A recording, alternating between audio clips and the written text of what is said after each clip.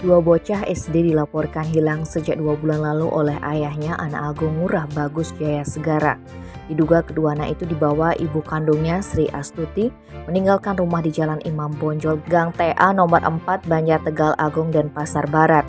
Menurut penuturan Jaya Segara, peristiwa itu terjadi pada Sabtu 11 Juni. Istrinya Sri Astuti mengajak anak laki-laki bernama Agung Kumara Satya Raditya 10 tahun dan anak perempuan bernama Agung Paramita Sulaksmi 8 tahun untuk berenang sekitar pukul 10. Saat itu, kata Jaya Segara, istrinya berpamitan sama bibinya karena dia sedang bekerja. Namun setelah itu ketiganya tak kunjung kembali. Jaya Segara sudah berusaha mencari keberadaan istri dan anak-anaknya.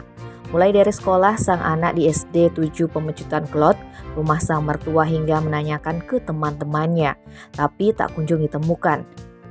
Sepengetahuan pria yang berprofesi karyawan swasta ini tidak ada masalah signifikan yang terjadi antara dia dengan sang istri, begitu pula dengan anak-anaknya. Karena pencarian tak membuahkan hasil, Jaya Segara melaporkan kejadian ini ke Polsek Denpasar Barat pada 19 Juni 2022. Dia berharap bisa bertemu kembali dengan kedua buah hatinya. Namun Kapolsek Denpasar Barat Kompol Imade Hendra Agustina saat dikonfirmasi mengatakan belum mengetahui laporan tersebut. Dia akan mengecek ke SPKT.